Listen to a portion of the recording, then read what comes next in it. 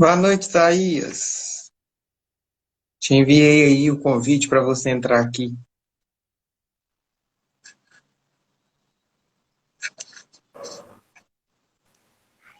Aí. Opa, Boa boa noite, noite. Thaís. Tudo bem? Tô apanhando aqui um pouquinho. Graças a Deus tô bem. Tava com medo de não conseguir entrar aqui. É uma ferramenta que não é bem utilizada porque a gente normalmente usa algum aplicativo para entrar pelo Instagram, né? Uhum, Mas, deu primeiramente, a gente certo. queria te agradecer, viu? Para a gente é uma ótima oportunidade ter o seu auxílio mais uma vez aqui na nossa casa para falarmos um pouquinho de Aí Jesus. eu que agradeço pelo convite. Então, vamos iniciar fazendo a nossa prece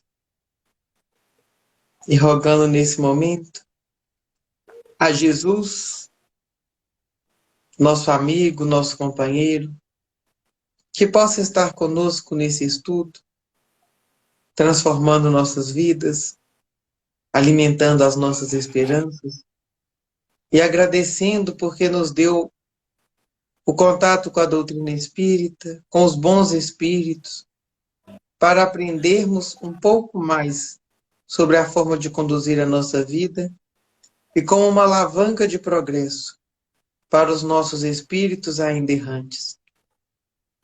Que o Mestre amado possa enviar seus espíritos de luz para visitar todos aqueles que necessitam, para que haja o reerguimento de suas almas, e pedimos especialmente pelo nosso irmão Isaías, para que possa trazer para nós um bom estudo, à medida das palavras que irão ao encontro de nossos corações. Fica conosco, Jesus amigo, hoje e sempre. Que assim seja. Isaías, fica à vontade. Palavra é sua. Ok, boa noite a todos então, né? Conforme divulgado anteriormente, hoje a gente vai falar um pouquinho sobre o capítulo 3 lá do livro O Céu e o Inferno, intitulado lá, né, com o tema sobre o céu.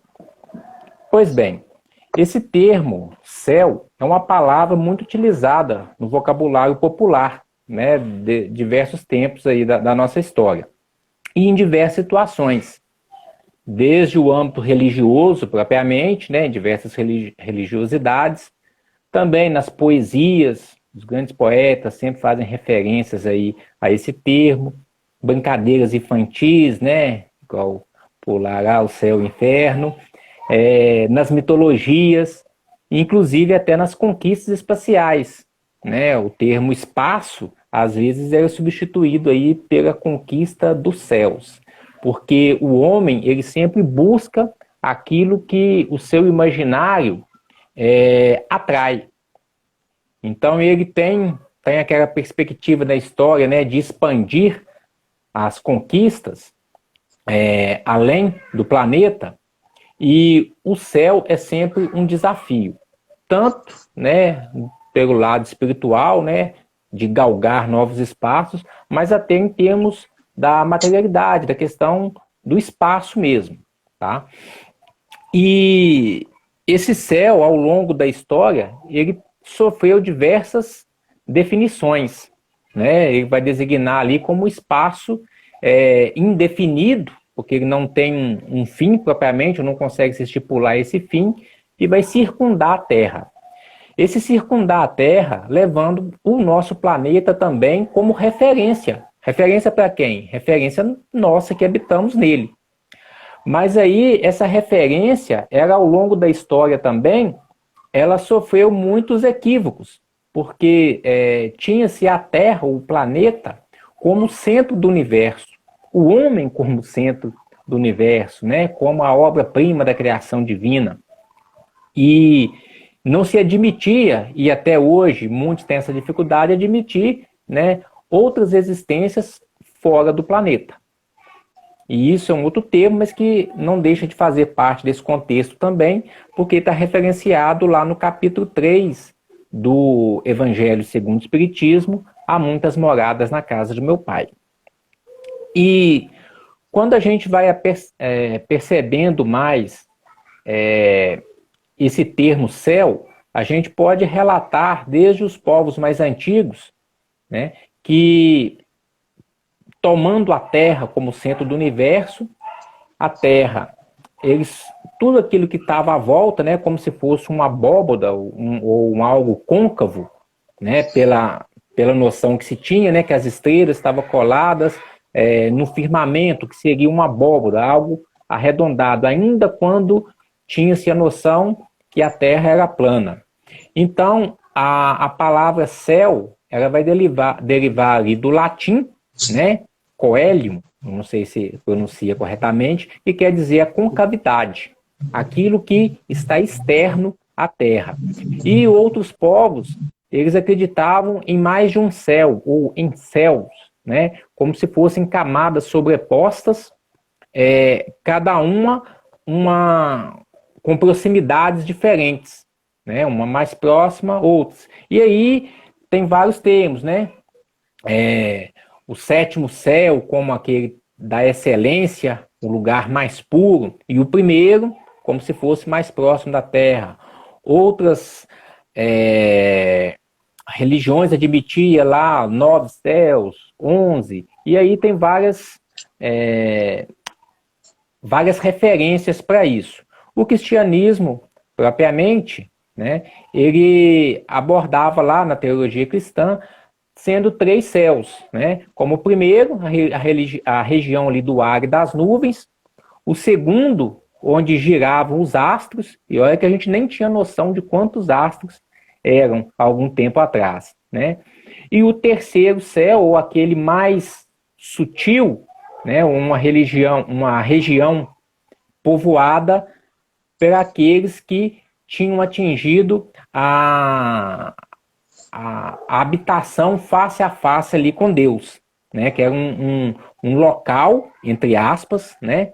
Um local mais distante da Terra, porém de uma pureza maior.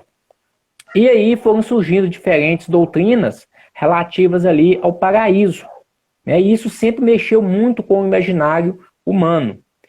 E mesmo considerando a Terra como centro do universo, depois, né, com o advento aí da tecnologia, a ciência, os instrumentos igual de observação, né, igual os telescópios, por exemplo, que não são tão recentes assim, foram descobrindo que a Terra não era o centro do universo, né, que existiam outros sistemas,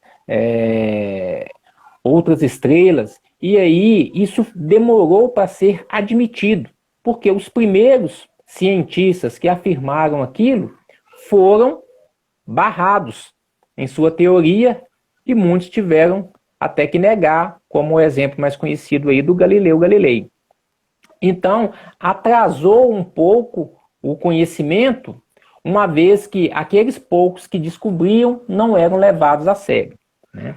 Mas a ciência, hoje, né, por mais que alguns poucos ainda tenham dificuldade de acreditar, mas ela está aí para provar, né, e já provou por diversos mecanismos, que a Terra, primeiro, né, já não é plana há muito tempo, segundo, que ela não é o centro do universo, né, e que nem o Sol seria o centro do universo, porque depois que a Terra deixou de ser admitido como centro do universo, passou a ser o Sol, né? Como se o sistema solar fosse o único do universo aí.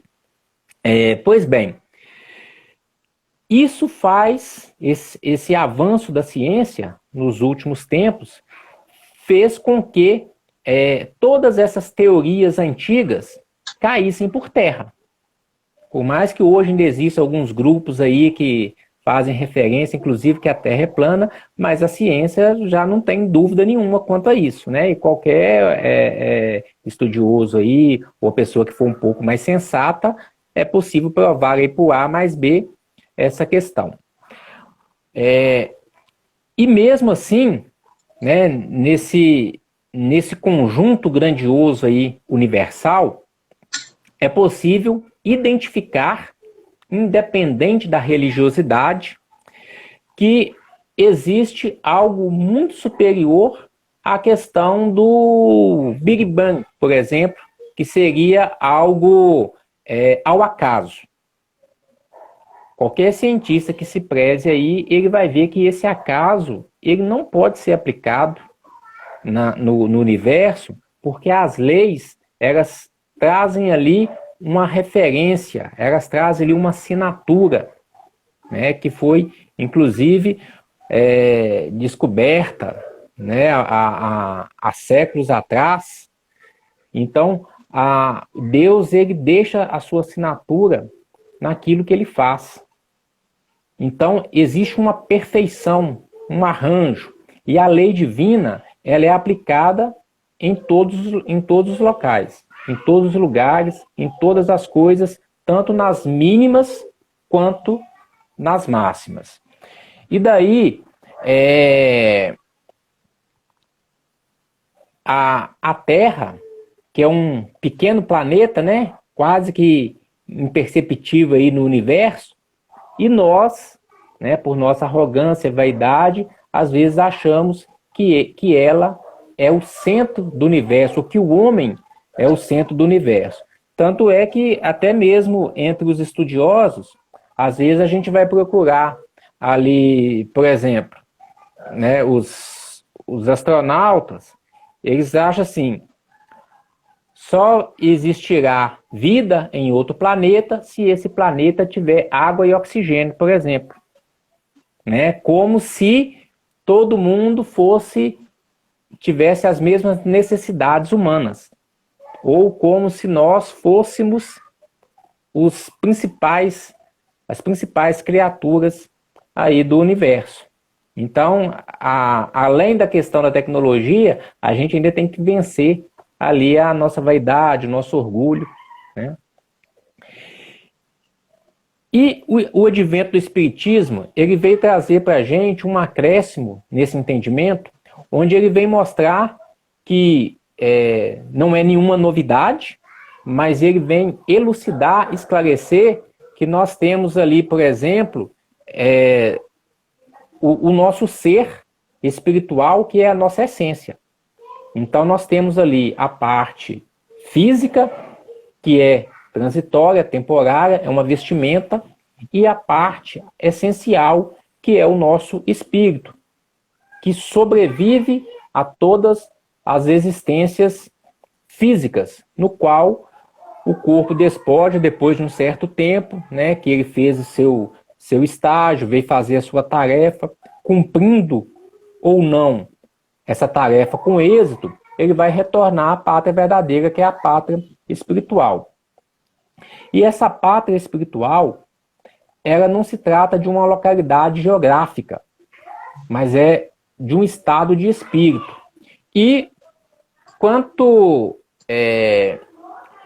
mais apegado ali à matéria, ou necessitado da matéria, mesmo desencarnando, nós ficamos próximos à matéria, próximos ao planeta no qual nós temos ainda as nossas raízes, seja a Terra, seja em outro planeta.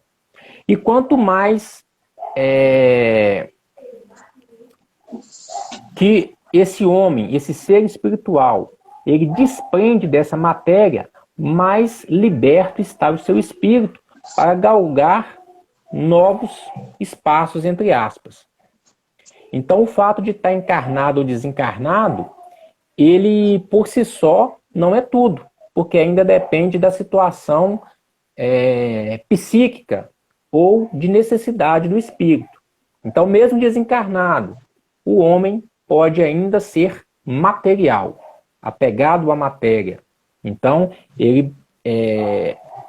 o corpo não está preso, mas o espírito sim. Então, na medida que o homem vai evoluindo em moralidade, ele se desprende mais da matéria. E para desenvolver em moralidade, o homem também vai se desenvolvendo em intelectualidade. Ele vai entendendo melhor o mundo que se cerca. Então, a evolução moral e evolução intelectual, elas nem sempre andam lado a lado, ou na maioria das vezes não andam lado a lado.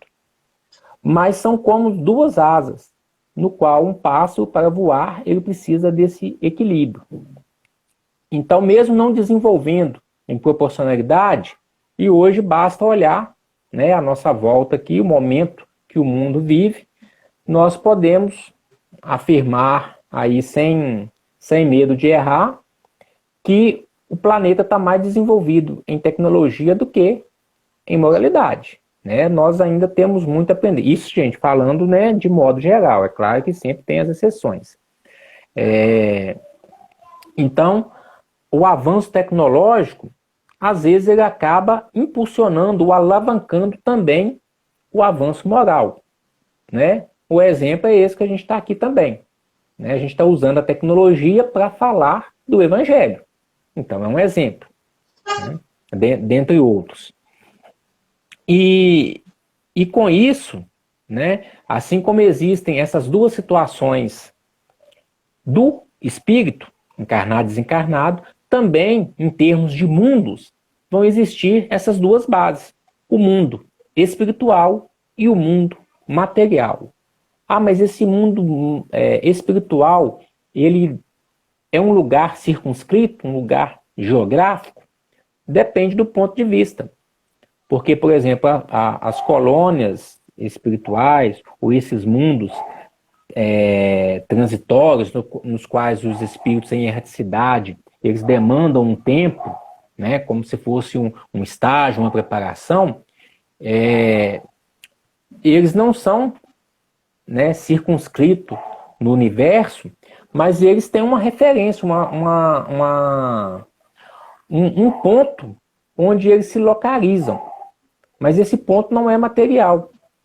Não da matéria do qual nós, encarnados, estamos acostumados. Lembrando que a nossa tabela periódica, ela é uma pequena parte, né, de tudo que existe no universo. A gente não pode pensar que todos os planetas são exatamente igual ao planeta Terra. Daí aquilo que eu citei lá no início. Né, quando o homem, em sua vaidade, ele acha que para ter vida num outro planeta tem que ter água ou oxigênio lá.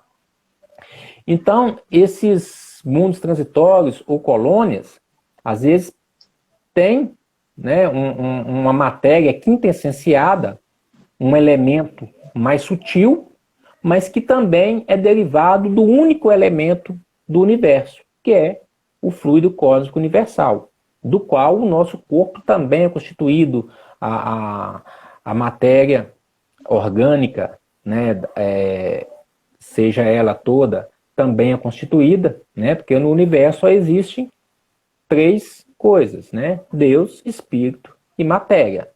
Então, toda a matéria, ela é derivada desse fluido cósmico universal, que é a base de tudo.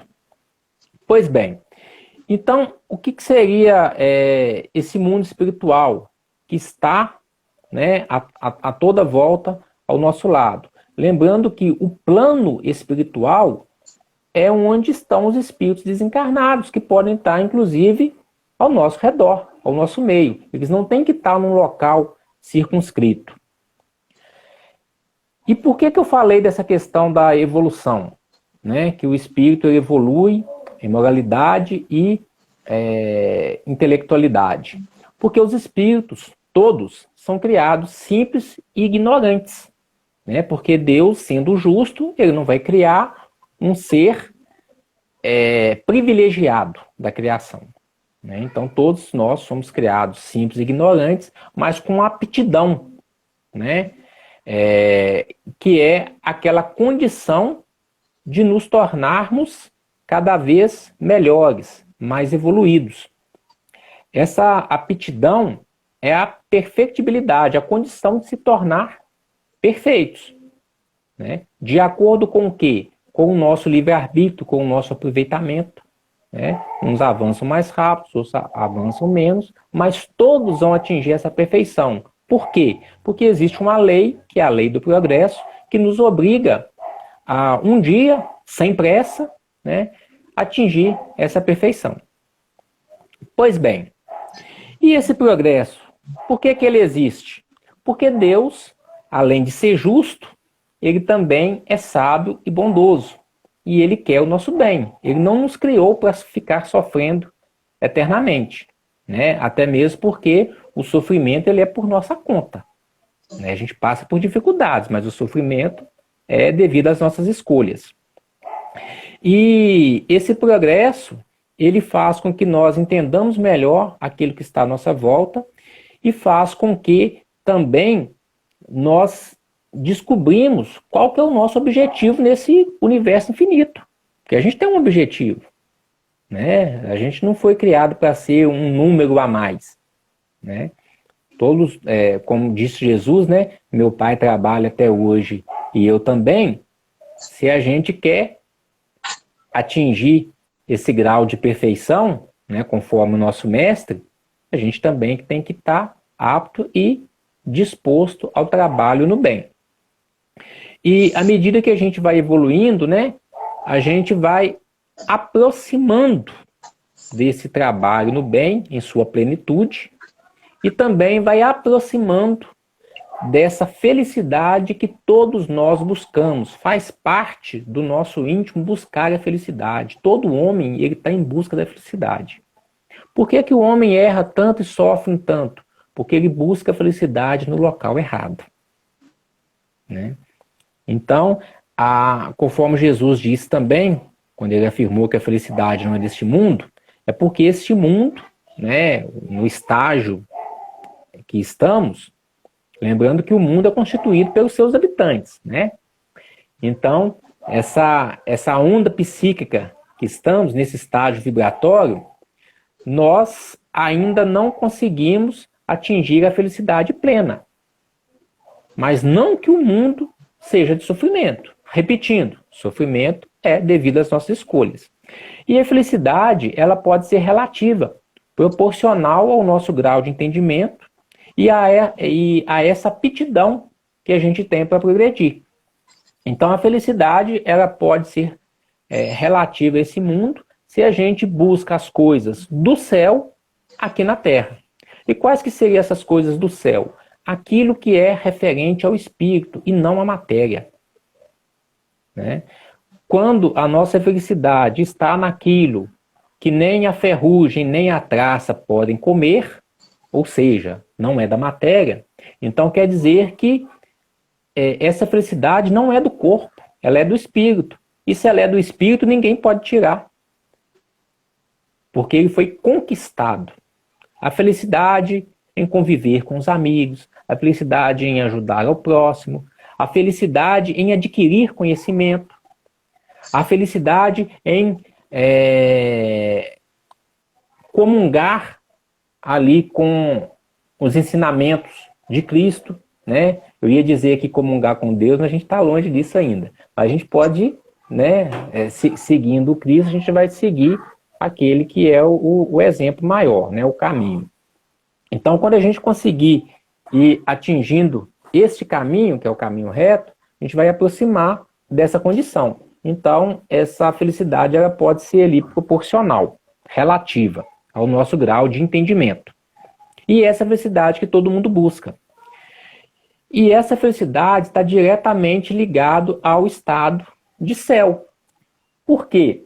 O que todo mundo, em sua base, ele quer... na verdade, ele nem tem medo da morte, ele tem medo de não ir para o céu, né? E esse céu, durante muito tempo, né, devido à condição humana de estar sempre no trabalho, nas dificuldades, enfrentando até as doenças, as dores do corpo, imaginava-se que o estado de céu é aquele estado onde você não precisa trabalhar, né, e você pode ficar contemplando ali a paz. Você não vai ter fome, não vai ter frio e também não vai ter trabalho, né? Então, é o contrário do que o homem, né, durante muito tempo, ele tinha a questão aqui dos sofrimentos, né, das dificuldades. E hoje, por isso que falo que a tecnologia ela proporciona o nosso entendimento ali e acaba mudando a nossa forma de pensar e influenciando na questão da moralidade. Hoje em dia, com as tecnologias, o nosso trabalho manual, braçal, ele diminuiu bastante, né? Me arrisco a dizer aí mais de 50% do que era algumas décadas atrás. Não vou nem dizer séculos, não, algumas décadas atrás. Então, muita gente hoje tem a possibilidade de trabalhar de dentro de casa, home office, por exemplo. E é fácil notar, entre muitos aí, que a pessoa ela se sente ociosa, mesmo trabalhando. Né? Ela se sente ociosa, ela tem necessidade de sair, de movimentar o corpo, porque senão ela acaba adoecendo psiquicamente. Imagine um estado de contemplação eterna, de ociosidade, né, sentado lá na nuvenzinha. Então, esse estado aí de contemplação, ele não é adequado com essa imaginação de céu que tínhamos até algum tempo atrás. Né? E com isso, gente, nós podemos afirmar também, né, conforme está nas próprias escrituras do Evangelho, a cada um segundo as suas obras. Então, aquele que obra no bem, ele vai adquirindo ali créditos, que os espíritas costumam falar de bônus hora, né, para estar acumulando esse crédito aí em trabalho no bem e pela lei de causa e efeito, né, nós temos as nossas escolhas no bem e vai ter um retorno também ali no bem. Então, ao desencarnar, ao retornar para a pátria espiritual, nós vamos ter a sensação ali do dever cumprido. Qual dever? O dever que nós nos propusemos quando fizemos lá o nosso planejamento reencarnatório, que não foi ao acaso. Né? A gente não caiu de paraquedas numa família qualquer, numa cidade qualquer, não. Então, nós participamos, né, a grande maioria, né, não sei aqueles casos aí de encarnação compulsória, quando o sujeito não queria vir de jeito nenhum, mas pela necessidade ele veio, mas mesmo que ele não participou dessa escolha, mas com certeza a escolha foi a mais adequada, porque quem fez essa escolha é alguém que estava apto a fazê-la, né, um mensageiro mesmo, né, do mais alto, né, um trabalhador do Cristo, que recebeu essa incumbência ali de auxiliar aqueles que ainda não têm a condição plena de fazer essa escolha e colocar exatamente no local que a gente necessita, com as pessoas com as quais necessitamos conviver, para que a gente desenvolva essa aptidão, esse desenvolvimento intelectual e moral do espírito, né? E no caso nosso, como ainda estamos no mundo de provas e expiações, também nos adequarmos à lei de causa e efeito, de acordo com a nossa capacidade de pagar as nossas dívidas. Né? Por que não?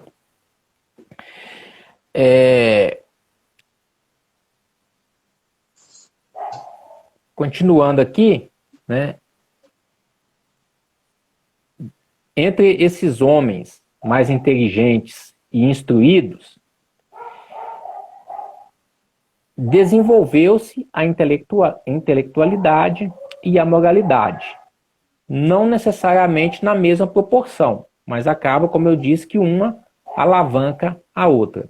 E daí nós vamos nos aproximando ali da nossa perfeição. Tá? Gradativamente, sem pressa, uns caminham mais rápido, mesmo esses que caminham mais rápido, como fazem parte também do progresso moral, auxiliar aqueles que estão, né, mais devagar na caminhada, então eles retornam, nos dão a mão, e isso faz com que eles também adquiram ali maiores conhecimentos, né, e possam fazer outras escolhas também.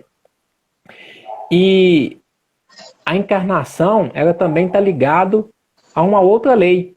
Eu citei a lei aqui do progresso, né? Tem também a lei do trabalho, que não tem como a gente deixar de falar dela, uma vez que a gente, né, queira conquistar aí o nosso pedacinho lá no céu, como se diz no popular. Então, trabalho faz parte da nossa proposta aqui, tanto no plano material ou mundo material, quanto no mundo espiritual. E essa é uma outra situação aqui, né? Que vai em desencontro com aquela noção antiga da ociosidade, da contemplação do anjo, né? Sentar lá na nuvenzinha e ficar tocando harpa, né? Conforme as pinturas alegóricas. Então, conforme, né, repetindo aqui, Jesus disse, meu Pai trabalha até hoje, eu também. O espírito, né, o ser espiritual que somos nós, ele tanto tem que exercer essa lei do trabalho enquanto encarnado, na questão física mesmo, quanto também nos planos espirituais. Então, trabalho é o que não falta. Quem está cansado aí e está querendo, planejando aí que, né, tem até uma frase popular que fala, né? Não descansa não, depois que você morrer você vai ter tempo para descansar. Não vai não, viu? Vai tirar aí esse pensamento que não vai não, né? E a outra questão também, né? Além dessa lei do trabalho, é a questão das existências sucessivas.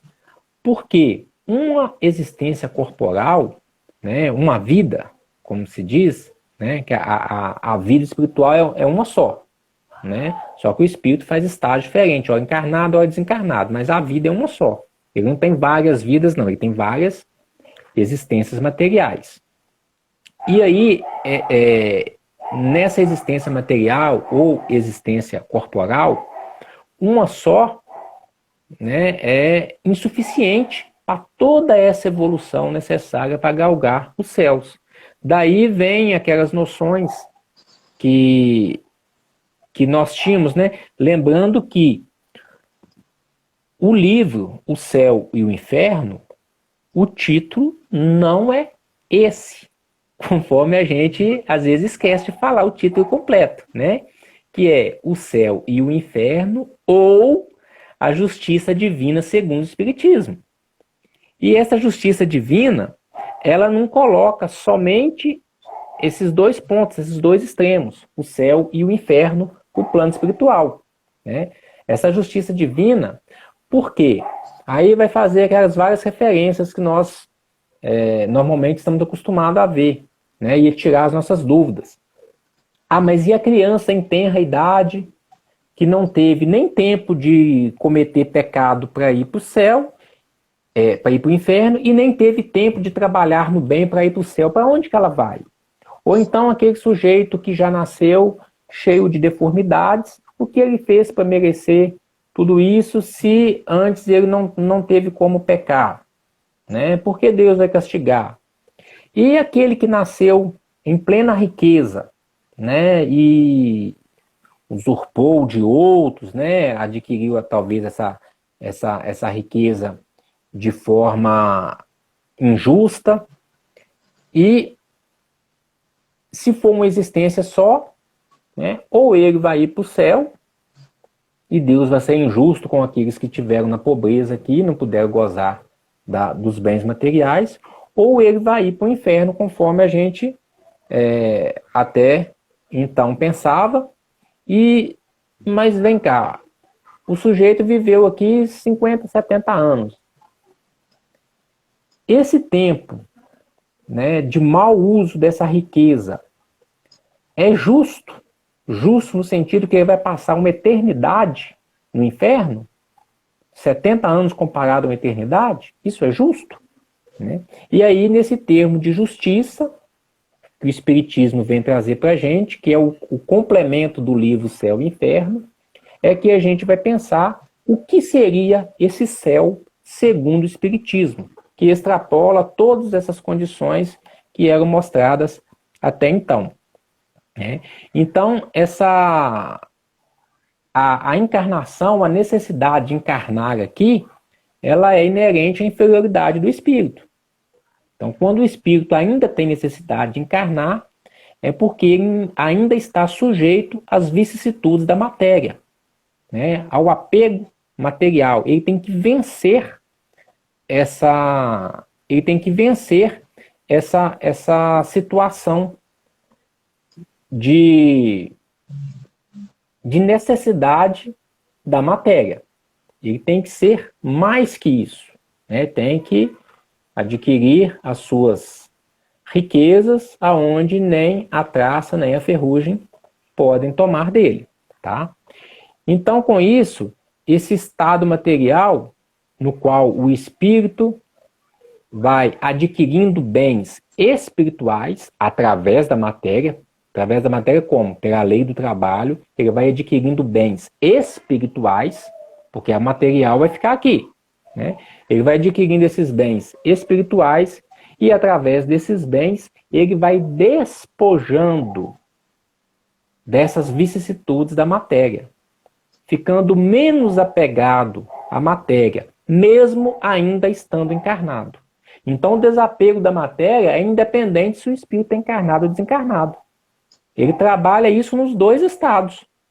E quanto menos desapegado da matéria, mais próximo desse estado, entre aspas, de céu, né, de felicidade relativa. Né? Então, ele pode estar vivenciando um estado de céu, né, um estado de gozo espiritual, né, de proximidade com Deus. Quando fala proximidade com Deus, é aproximar. Aproximar não quer dizer que está do lado, não. Quer dizer que você está deixando esse estado de apego à matéria e indo em direção a ele. Não estou falando aqui se está longe, se está perto, não. Né? Até mesmo que a gente não tem essa condição. Né? Mas Deus está em todo lugar. A questão é psíquica. Eu estou entendendo ou compreendendo ou aceitando que Deus está aqui ao meu lado e dentro de mim? Ou eu acho que ele ainda está externo, que ele ainda está num céu que eu não consigo alcançar? Então, toda essa noção, ela é trabalhada dentro dessa vivência material e espiritual, através da busca do conhecimento e da aplicação dos ensinamentos de Cristo. Né?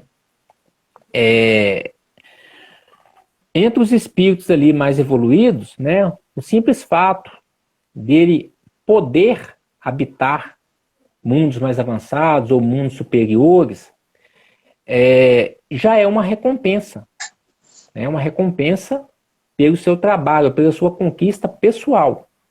Porque nós somos ajudados o tempo todo, mas a conquista é nossa. Ninguém faz por nós. Fazem junto a nós. Né? Os nossos guias, mentores espirituais, eles nos incentivam. Mas a caminhada é nossa. Né? Que depois que atingiu um estado de perfeição, o que um espírito poderia falar se ele olhasse para dentro de si e visse que ele não teve nenhum empenho nessa caminhada, que ele foi levado, que ele foi empurrado. Então ele tem noção de si, da sua caminhada, e isso lhe dá um estado também de felicidade. E isso a gente pode tirar exemplo aqui entre nós. Né? Aquele que conquista, né, que se empenha para adquirir um bem, para fazer um curso, para ajudar a outro que seja, né? E ele se coloca um propósito e ele supera aquele propósito, o estado de satisfação dele é muito maior daquele que adquiriu um determinado estado ou bem sem muito esforço. Né? Isso é nítido aqui entre nós mesmos. Né? E esses mundos mais evoluídos, comparados à Terra, eles são verdadeiros paraísos. Né? Às vezes, muito mais do que o nosso imaginário pode pensar aí desse céu de nuvenzinhas contemplativas. Lembrando que esse estado aí do anjo sentado na nuvem, né, era bem antes lá, né, do que hoje, né, os aviões superam as nuvens, a gente consegue ver a nuvem não de baixo para cima, mas até de cima para baixo. Então, o homem já extrapolou esse conhecimento, essa noção de espaço. Né? O espaço sideral hoje, a gente sabe que ele é infinito, mas o que é a noção de infinito? Antes a gente tinha uma noção que era grande, né? Hoje a nossa noção ela está bem mais ampla do que algumas décadas atrás, mas ainda está longe de ser uma noção próxima da realidade. Por quê? Porque nós ainda não adquirimos a condição de comparar isso, né? Então, quanto mais o homem vai evoluindo, vai galgando esses espaços, ele vai gozando de uma felicidade relativa, né, proporcional, e essa felicidade ela vai ampliando na medida que ele vai adequando ali o conhecimento, que é a intelectualidade, com a sua moralidade. Que mesmo num plano melhor, ele ainda se coloca ao trabalho do Cristo. Então a sua felicidade ela está no trabalho no bem. E isso a gente pode tirar de exemplo aqui no nosso meio também. Quem que é mais feliz? Quem que é mais feliz? Aquele que tem um emprego fixo, né? Pode ser um emprego dos sonhos, pode ser lá um médico, um engenheiro, um advogado, um emprego dos sonhos da maioria aí. Mas ele não gosta do que faz, mesmo tendo um alto salário, ele não gosta do que faz. Ou aquela pessoa que às vezes não tem uma renda muito alta, mas faz o que gosta. Quem que é mais feliz? Né? Aquele que faz o que gosta. Então, na medida que um espírito mais evoluído, ele está cheio de trabalho, repetindo, meu pai trabalha até hoje e eu também. Está cheio de trabalho não falta não, né? Mas é um trabalho que lhe traz prazer. Né? Um trabalho que lhe traz prazer. Isso é um estado de céu. Né? E Deus não vai privilegiar nenhum, nem outro, né? Porque a balança divina é justa. Então todo mundo é apto a adquirir essa condição, esse conhecimento. Né? E à medida que essa condição vai elevando em grandeza, né, ela também, né, vai adquirindo a condição de missão. Então aquele espírito que recebe uma incumbência, um trabalho grandioso, né, de uma responsabilidade maior, ela é tida ali como missão. Então às vezes aquele espírito ele não tem a necessidade reencarnatória mais. Ele já saiu desse nível, mas ele pode ainda vir aqui no planeta, né, como uma missão, tá? E essa vinda dele aqui, o nosso maior exemplo, o próprio Cristo, né, que não pertencia a esse mundo, mas a vinda dele aqui alavanca uma evolução moral, intelectual que nós não temos a condição de mensurar, né? E assim tem outros, né, em situações aí talvez em proporções menores, mas que também são espíritos missionários. Então vem ensinar a questão da solidariedade, a solidariedade entre as pessoas e também a solidariedade entre o plano espiritual e corporal, no qual ambos podem se ajudar mutuamente. Então, do mesmo jeito que eu posso fazer uma prece para quem está desencarnado, eu posso ser auxiliado por quem está desencarnado. Né? Não existe separação. Né? Quem está lá não pode estar aqui e vice-versa. Não existe isso. Né? Porque o pensamento é um só. Né? A lei do progresso é uma só. E principalmente a lei de afinidade. A afinidade ela extrapola a condição corporal. Ela extrapola a matéria. Ela extrapola o espaço. Exemplo, né, no livro Nosso Lar, a Dona Laura, mãe de André Luiz, estava lá numa esfera superior à colônia Nosso Lar. E o André Luiz ainda lá no umbral. Né? Para a felicidade dela, ela precisava auxiliar. Né? Daí a gente vê a grandeza de Deus. Né? Porque senão quem atingiu essa perfeição esquece de quem está lá. Né? Então esse aí é um um outro grande exemplo aí para nós.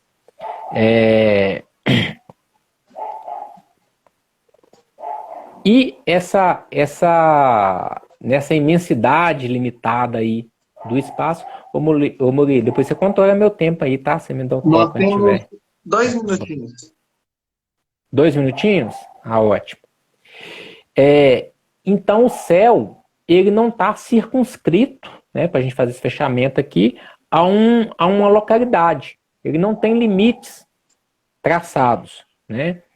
E esses mundos espirituais nas quais a gente citou aqui, eles são estações até chegar a esse céu que está no nosso pensamento, né? Que é a nossa destinação, esse estado de glória, esse estado que podemos nos aproximar de Deus, né? Mas não é um local circunscrito. Então, na medida que a gente vai caminhando evolutivamente, a gente vai passando por estações, sejam colônias espirituais, sejam mundos mais avançados, no qual a interação entre os seus habitantes, sejam eles encarnados ou desencarnados, eles vão ficando mais próximos, né, da questão da afinidade, do pensamento mútuo, das ações no bem. Então, isso é um estado de felicidade relativa e não deixa de ser também um estado de prazer, de contemplação, né? E de fazer a vontade do Pai.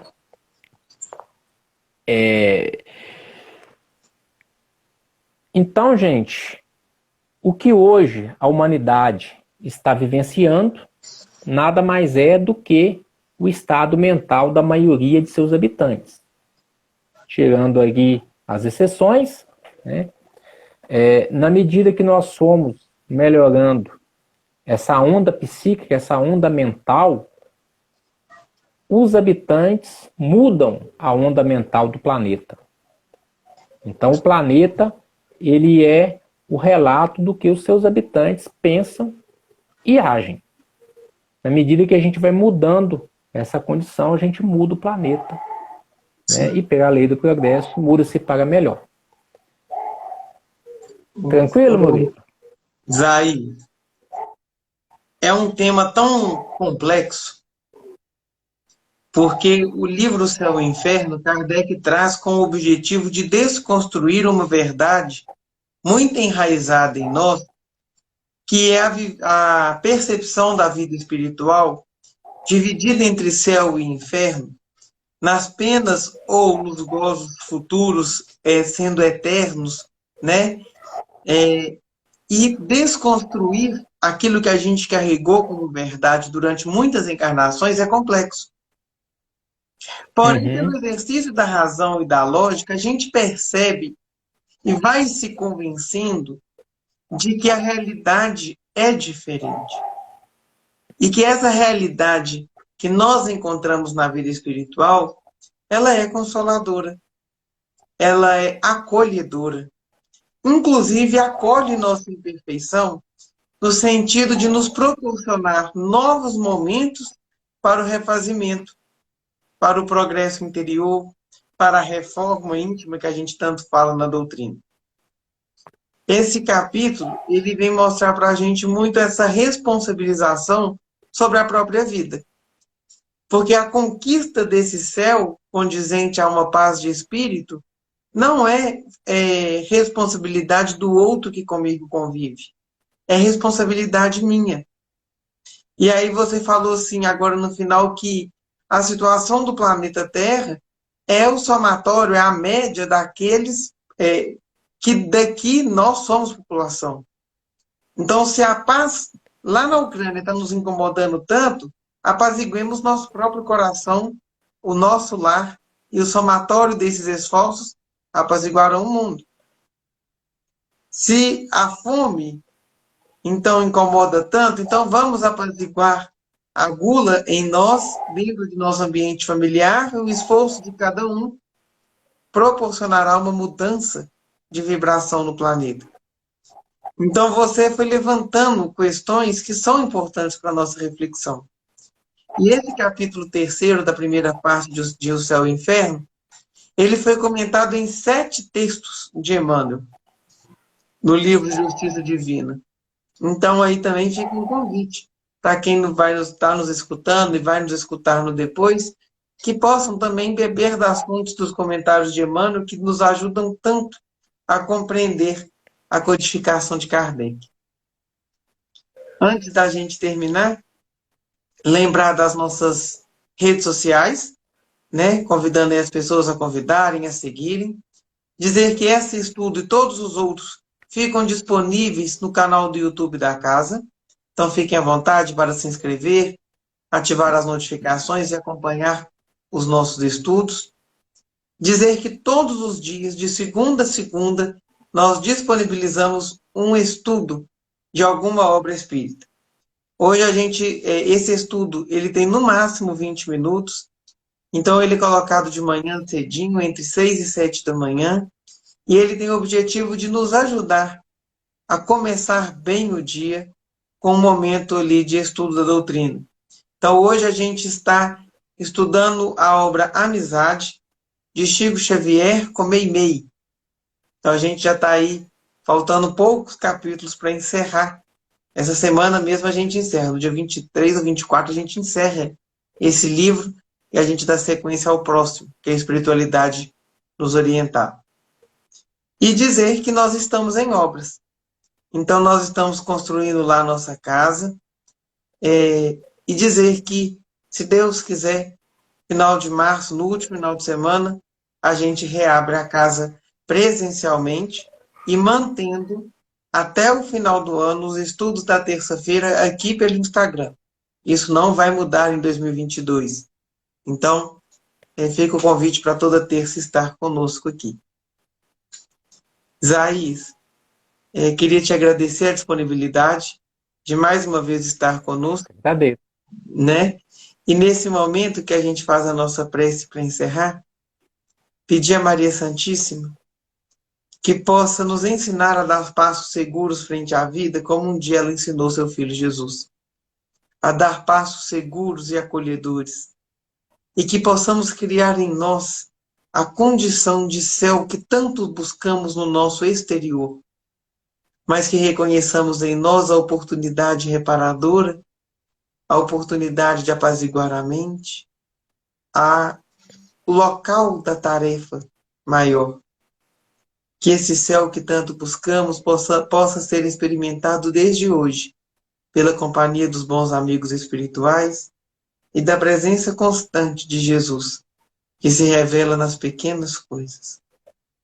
Maria, nossa Mãe amada, nós pedimos também que os seus mensageiros possam abençoar a todos nós, as nossas famílias, e pedimos especialmente, como fazemos desde o início da fundação de nossa casa, a nossa entrega dos nossos irmãos suicidas, quer no plano desencarnado, quer aqueles que estão passando por essa crise emocional, sobre essa crise íntima, aqui no plano encarnado, para que possam valorizar a vida e amar a encarnação e utilizar do seu amor que se manifesta em tudo como fortaleza para esses momentos.